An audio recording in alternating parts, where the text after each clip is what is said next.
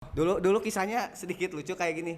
Kan maskot SCB biasanya biru terus ditulisin SMK gitu. Nah, pas saya di sana udah dicat biru. Tapi kan badan saya agak berisi. Ngewa cenah yuk euy. Jadi pocong we. Tiba-tiba.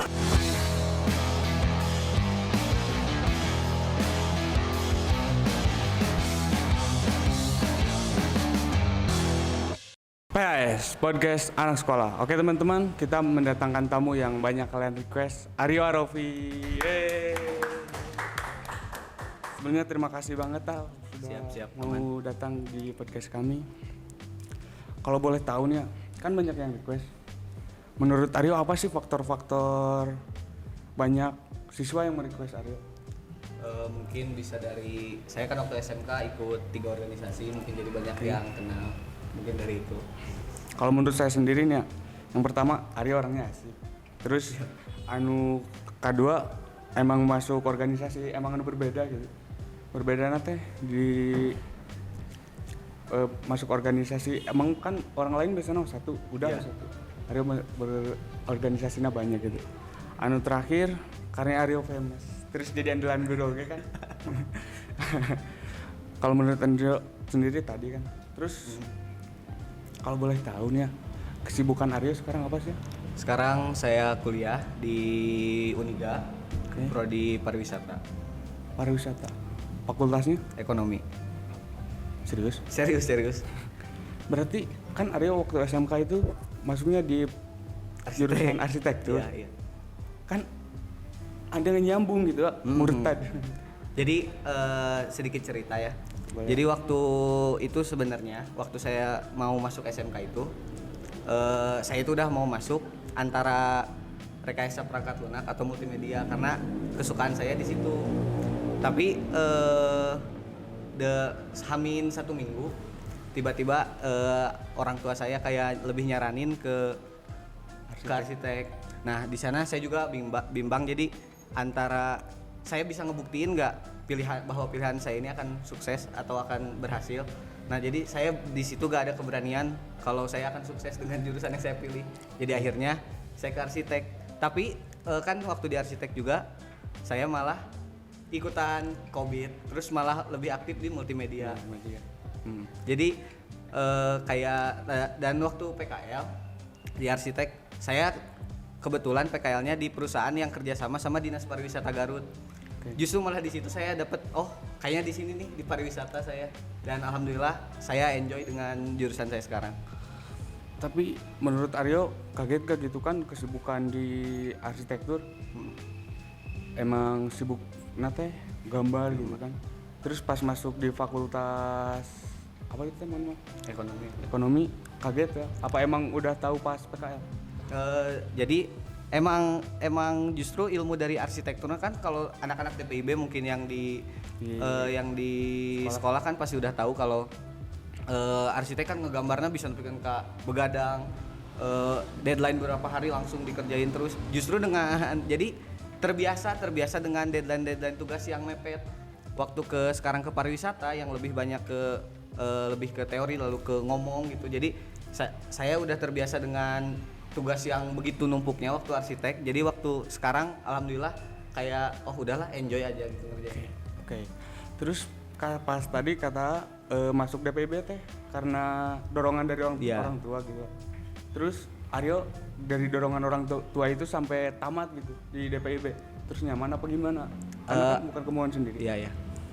Alhamdulillah ya. Terus di garis bawahnya juga bukan paksaan ya, tapi ada kayak pandangan lain lah dari orang tua. Jadi saya mempertimbangkan itu. Waktu saya di DPIB alhamdulillah saya dapat teman-teman yang benar-benar seru, benar-benar solid, benar-benar kompak. Mungkin itu juga faktor yang bisa nambah saya betah lah di sana. Walaupun emang waktu awal-awal saya adaptasinya jauh banget, soalnya kan di DPIB itu ngegambar sama ngitung kan. Di mana waktu SMP nilai matematika sama seni budaya saya, seni rupa saya itu paling jelek. Jadi di sana emang agak untuk survive-nya itu emang cukup effort lah. Tapi alhamdulillah bisa berhasil dengan lulus ya dengan nilai yang juga cukup baik. Oke, mantap sekali sih ya. Terus masuk di organisasi nih ya. Pertama Aryo kelas 10 lebih aktif. Kan Aryo tadi 3 organisasi. Iya. Pertama pas kelas 10 lebih aktif di SCB. Apa OSIS atau COVID? Jadi waktu kelas 10 kan awal masuk itu ada SCB sama COVID.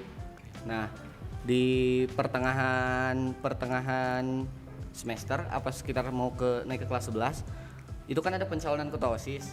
Nah, ada Asopan sama Tesopi itu datang ke kelas kayak minta saran nih gimana visi misi buat jadi ketua OSIS, ada aspirasi gak? Nah, saya nyampein aja yang emang mau saya sampaikan ke mereka. Nah, di sana mungkin saya kelihatan atau gimana, tiba-tiba Asopan ngechat ke saya, "Yo, ini cenah sebelum penutupan rekrutmen anggota OSIS, kamu mau gak?" Nah, saya juga di situ bingung ya, soalnya udah ada di dua itu di SCB sama di COVID. Nah, udah gitu saya pertimbangin, minta saran orang tua, teman-teman terdekat juga, akhirnya saya juga masuk di OSIS. Nah, jadi 3 itu.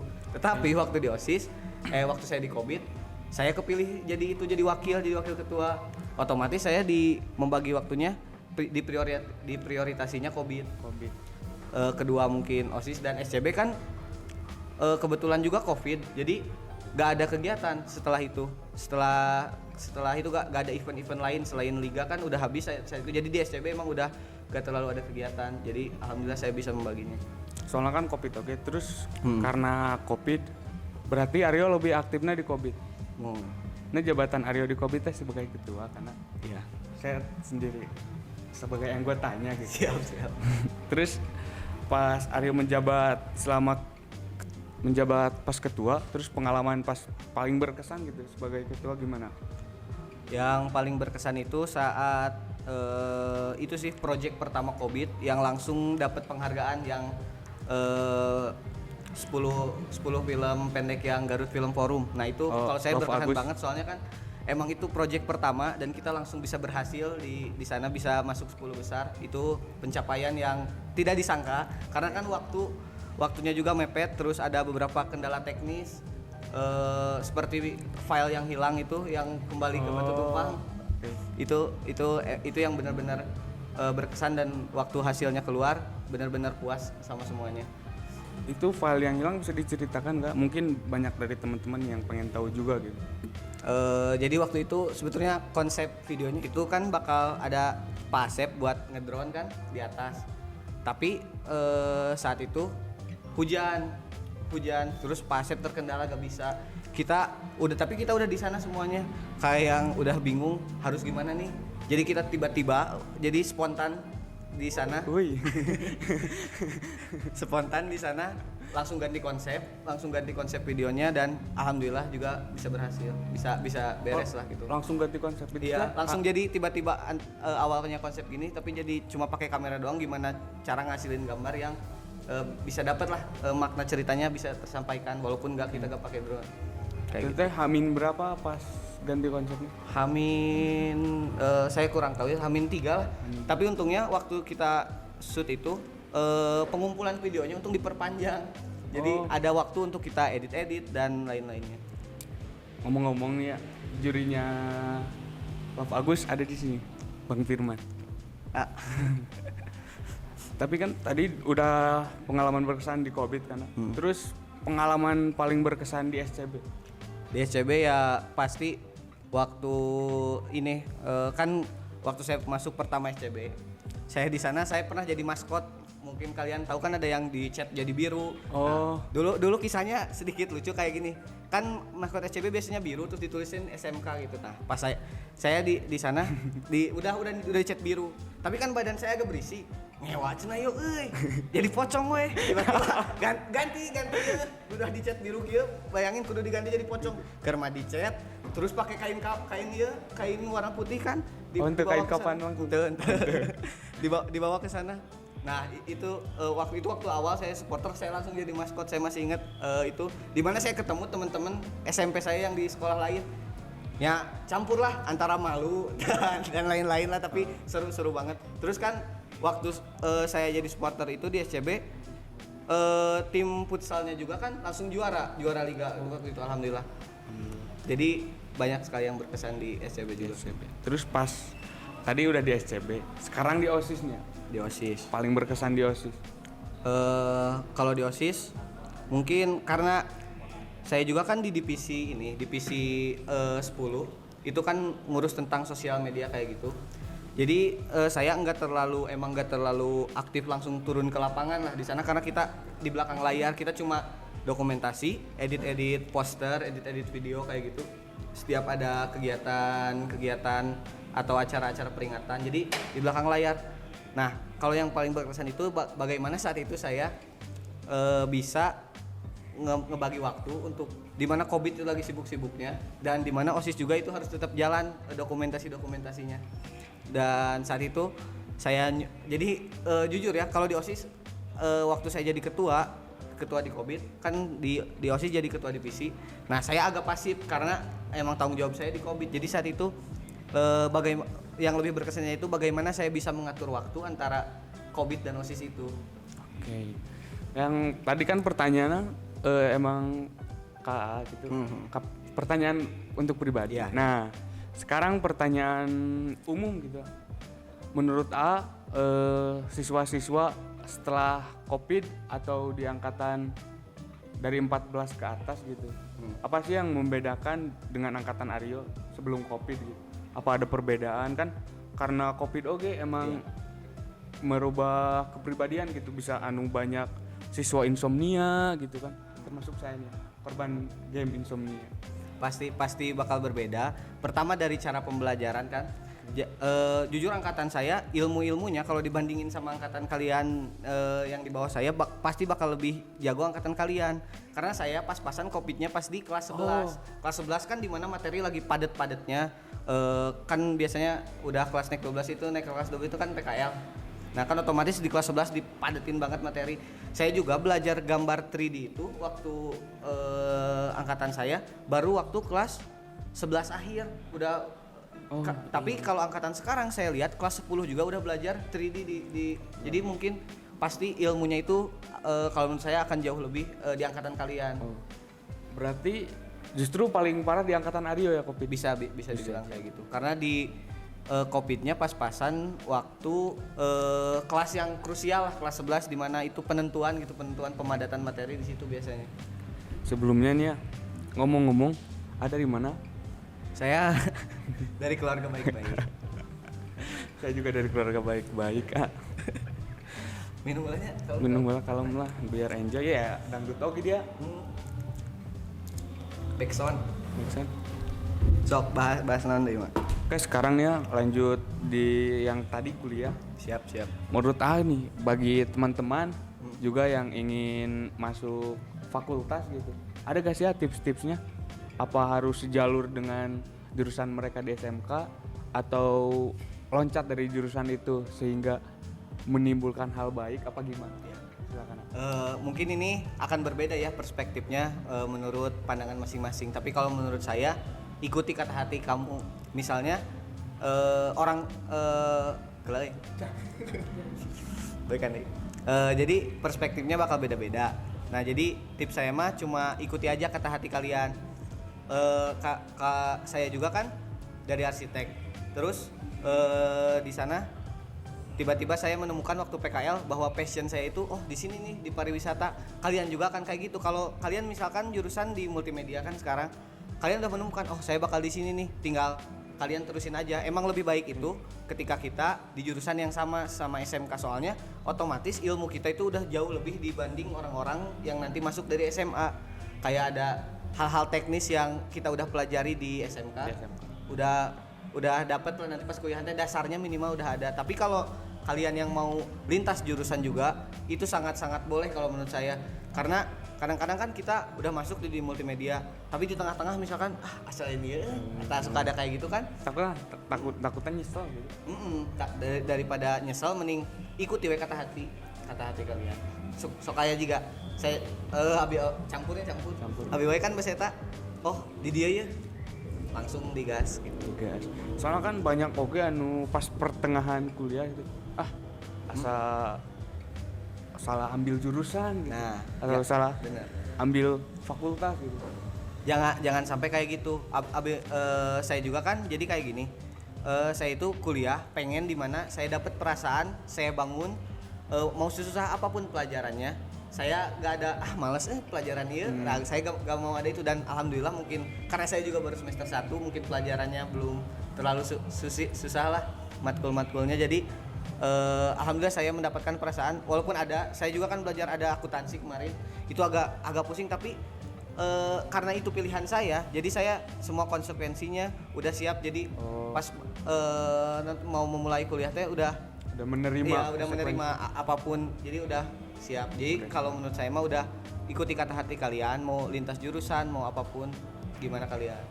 Berarti intinya ikuti kata hati kalian gitu. Kata hati masing-masing. Terus kalau boleh tahu nih ya, kesibukan Aryo di pariwisata gimana sih? Kalau sekarang saya kan masih semester 1, kuliah juga kemarin jadwalnya cuma 3 hari, Senin, Selasa, Rabu, tapi sampai maghrib. Nah, di sela saya juga masih belum menemukan kemarin teh belum menemukan kayak apa sih yang harus dilakuin waktu saya luangnya dari hari Kamis sampai Minggu itu. Tapi kalau kemarin saya ngisinya ya dengan main, tapi kadang-kadang juga saya ngejoki. Saya di sana ngejoki kayak tugas PowerPoint nih. Saya juga di sana buat nambah itu penghasilan itu dari itu. Kayak kemarin buat juga yang paling sulit mungkin ya, saya dapat jokian itu dari stikes dari kesehatan. Suruh saya ngerjain PowerPoint itu. Jurnalnya semua bahasa Inggris. Itu benar-benar susah, tapi ya karena saya waktunya luang dari Kamis sampai Minggu, dinikmati aja. Oke. Dan mungkin sekarang mah saya kemarin baru rekrutmen buat organisasi di kampus. Kalau kayak OSIS lagi tapi di kampusnya di pariwisatanya itu Hima Paris, Himpunan Mahasiswa Pariwisata. Saya kemarin baru ikut seleksi, tapi masih sampai video ini di tag ya, masih belum ada pengumuman. Doain saya. Mari kita semua doakan semoga Aryo lulus di seleksi itu ya teman-teman. Amin. Ya ulah. Ustad. Terus nih ya, kita teh sebagai mahasiswa gitu, apakah harus mencari lingkungan atau teman-teman yang baik? Apa gimana? Maksudnya yang baik yang buruk makan formalitas. Tapi kalau menurut harus bagaimana gitu sehingga teman-teman buat yang mau kuliah udah punya dasar gitu untuk cari tongkrongan yang bagus atau lingkungan yang baik, teman-teman yang support. Soalnya kan sering dengar lebih baik teman sedikit tapi berkualitas daripada banyak tapi malah nggak sportif ibaratnya. Kalau flying victim banyak tapi flying victim. Bener. Jadi emang kalau di kampus itu kalau kata teman-teman saya juga, mereka itu bilangnya kita mikirin diri kita sendiri dulu gitu. Jadi emang di sana gak akan kayak ada ngajak-ngajak ayo main sama kita kayak gitu. Kalau di lingkungan saya, tapi bagaimana kita menemukan di sini nih teman-teman yang sportif, teman-teman yang itu, dan kita emang benar-benar harus bukan cari ya, emang jangan memilah-milih pertemanan, tetapi kalau yang lebih dekat dari teman kan kayak ada tempat kita ngobrol, curhat kayak gitu kan, teman-teman yang itu emang harus dipilih kalau menurut saya. Soalnya kita kadang-kadang kan ada hal-hal yang kita sampein itu nggak semuanya bisa nerima kita. Kalau saya mah nyari tongkrongan atau nyari teman itu yang bisa nerima sifat saya yang kayak gini, dengan berbagai kekurangan saya, dengan berbagai kayak gitulah. Misalnya kan Rama kita tahu lah saya heureunya kadang-kadang sok rada ya kan. Tapi nah saya mah bagaimana nyari ketika orang itu bisa nerima saya di tongkrongan itu, otomatis saya juga bakal nyaman di sana. Mau berlama sampai kapanpun kan bakal nyaman. Kalau dari awal jok saya udah gak masuk lah ke tongkrongan itu, ya udah saya mending ganti kayak gitu. Jadi karena bakal ngaruh banget di kuliahan itu, siklus pertemanannya kayak gini. Semester 1 itu pasti awal-awal biasanya itu banyak lah teman-teman kita. Makin sini makin individu. Soalnya kan emang kita makin ke semester depan itu fokus ke diri kita sendiri, karena kita kan mau beresin skripsi, mau beresin berbagai hal itu sendiri, otomatis nggak terlalu. Jadi dari awal kalau menurut saya cari yang bisa nerima kamu aja. Karena kalau keresahan saya sendiri nih ya, sebagai siswa gitu, terus mencari lingkungan yang baik emang susah sih ya. Emang susah. Terus kalau kan nanti emang kudu lebih baik musuh satu terlalu banyak, Ya, teman 1000 terlalu sedikit. terlalu sedikit. Menurut Aeta gimana di dunia kuliah gitu? Di dunia kuliah. Bicara Emang benar. tentang dunia Jadi kuliah. emang seperti yang tadi saya bilang kan, perbanyak lah teman mah relasi sana sini, Relasi, itu emang harus benar-benar. Tapi untuk yang lebih dekatnya emang Harus dipilih ya, benar-benar harus gitu. benar-benar. Oh, si ini nih bisa nyambung, bisa aman lah kalau kita sama si ini. Ya udah. Tapi untuk relasi sama teman-teman itu jangan juga nyari musuh. Itu paling bahaya, paling bakal fatal lah. Karena misalnya nanti kita ke depannya pasti ada hal yang kita disatuin sama musuh itu, misalkan kita sekelompok, kalau apalagi sekelas, tiba-tiba sekelompok sama orang yang enggak kita, ya kan jadi awkward, jadi parah. Terus soal musuhnya, keresahan keresahan mulu keresahan sebagai siswa gitu. Pernah lihat siswa emang berlaga jagoan lah di sekolah. Pasti ada. Terus cara orang supaya ente kalian juga jagoan teh kumaha sih? Jadi kan pengen nama pasti kebanyakan siswa teh image-nya bagus gitu. Ente image buruk. Nah, jadi tahu tiga kumaha membangun personal branding lah kumaha. Oke. Jadi emang tergantung kita mau dilihat kayak gimana sama orang. Misalkan Rama yang ditinggalinnya sebagai bad boy lah gitunya. Nya aku Rama tunjukkan weh Rama kayak gitu. Kalau misalkan orang-orang gak nerima dengan Rama kayak gitu, yang penting Ramana tong tengah rugikan batur kan, misalnya dengan tengah ganggu batur, tengah musik batur. Eta weh non teh jadilah diri Rama sendiri. Jadilah diri yang Rama mau. Kumaha Rama yang ditilai ke orang teh kan, misalkan yang jadi siga bad boy gitu. Yang sok we eta mah ketika ada teman-teman nu gak bisa nerima, ya udah tong di deketan eta. Soalnya daripada di layanan terus jadi berantem, jadi musuh kan. Enak. Kalau tadinya kan saya pernah lihatnya jadi andalan Bu Neneng gitu. Guru SMK di SMK. Setiap ada upacara terus di depan teh bacain surat ini, ayat ini pernah tuh. Ente abi mah ieu andalana jadi moderator kayak MC atau komentator di futsal di Rio gitu. Beneran pasti Rio masih jadi andalan guru sehingga dipercaya terus dibawa ke rumah makan. Flashback masa-masa SMK berarti. Jadi jangan, kalau menurut saya mah jangan caper lah. Tapi kan itu kan orang itu menilai ketika kita ada hasilnya, ada karyanya lah ibaratnya. Ketika kita dilihat itu, jadi orang teh dilihat dari karya bukan dari omongannya. Kita jangan caper yang dikapake ku guru kumaha nyin sensasi gitu lah. Saya mungkin karena kayak gitu, awal-awal saya dipercaya oleh Bu Neneng. Halo Bu. Halo Ibu, semoga Ibu nonton Bu. Awal-awal saya dipercaya oleh Bu Neneng itu waktu Sagar Futsal Competition edisi pertama. Saya masih kelas 10, saya masih SCB itu. Terus saya dibawa sama Asuhe. Halo Asuhe. Dari sana kenal sama Bu Neneng, terus saya jadi terus di OSIS juga kan. Saya jadi komentator di Porak. Porjus. Nah, di sana saya jadi komentator. Dari sana terus menerus kan. Terus ada kegiatan Sagar Futsal Competition itu yang antar SMP. Di sana saya dipanggil lagi. Dari situlah mulai Bu Neneng mungkin percaya sama saya karena ada value dari diri saya yang bisa dipakai sama Bu Neneng. Ngomongin value, berarti Arios di pandangan guru-guru high value gitu? Tidak tahu karena kan saya gak bisa nilai juga diri saya sendiri gimana. Itu tergantung ya orang-orang yang lain.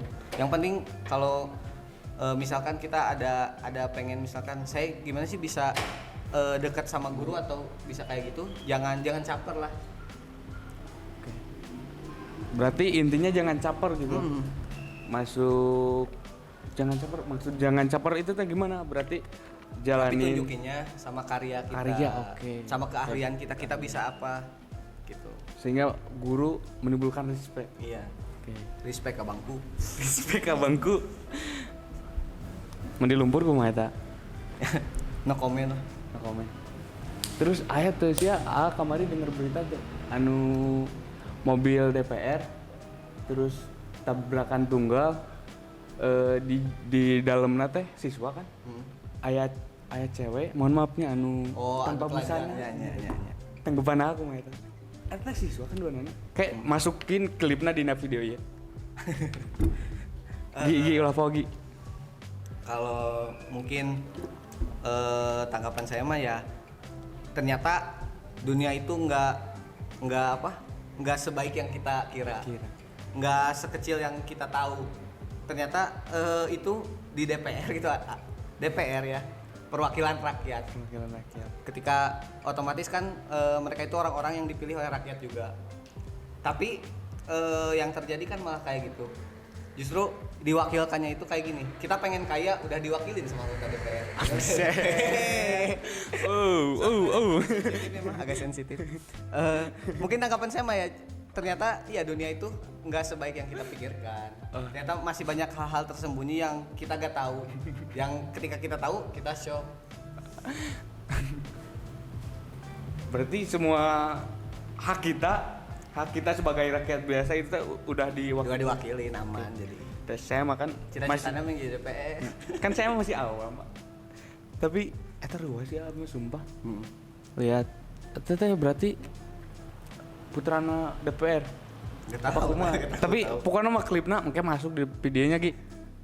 Barang aya link TikTokna. Aya di Tribun TikTok mun salah. Jambi kan itu.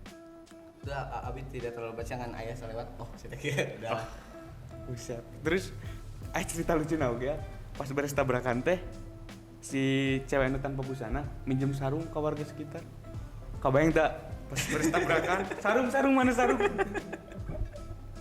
Parah. Ya eta teh semakin Rama dewasa, Rama bakal karasa ge hobi jadi semakin dewasa semakin banyak yang kita tahu. Kadang-kadang kita mikir mending kena tong apal sih nu kieu teh. Kadang-kadang gitu. Kadang-kadang sampai ada di titik kayak gitu ketika aya nu syok aya nu kieu gini kan di urang teh padahal di sekitar kita juga pasti ada itu cuma kan tersembunyi kayak gitu. Sekarang nih ya pertanyaan terakhir. Pesan-pesan buat adik-adik yang masih sekolah. Siap. Oke. Mungkin pertama pesan-pesan buat adik-adik yang ini dulu ya yang sekolah di SMK 9 atau di SMK manapun di sekolah kalian gak sesuai dengan apa yang kalian mau lah. Misalkan bisa dari dorongan orang tua kayak gitu atau ada kan yang milih satu otomotif yang tapi kepilihnya di pilihan kedua, di pilihan ketiga. Nah, buat yang gitu aja ya. Yang pertama, mungkin jangan tinggalin hal-hal yang kalian sukain. Kayak saya sukanya di kayak bikin film kayak gitu lagi kan. Saya gak ninggalin hal itu waktu di arsitek dengan masuk COVID. Kalau misalkan kalian ada yang keterimanya di EI, padahal pilihan pertama kalian di otomotif, tapi kan kalian juga ilmu otomotifnya bisa didapat dengan kita nongkrong di bengkel, bantu-bantu di bengkel kayak gitu. Nah jadi jangan tinggalin hal-hal yang kalian sukain kalau menurut saya, karena dengan kalian tetap menjalanin hal-hal yang kalian suka itu, walaupun itu bukan jurusan yang kita mau, tapi kita bisa happy karena jadi kita dapatnya dua ilmu dari hal yang kita sukai sama yang enggak kayak gitu. Terus kalau yang untuk organisasi mungkin prioritasnya itu harus tetap tentang belajar kita, tentang nilai kita, itu harus tetap menjadi prioritas karena organisasi itu kan sunnah. Jadi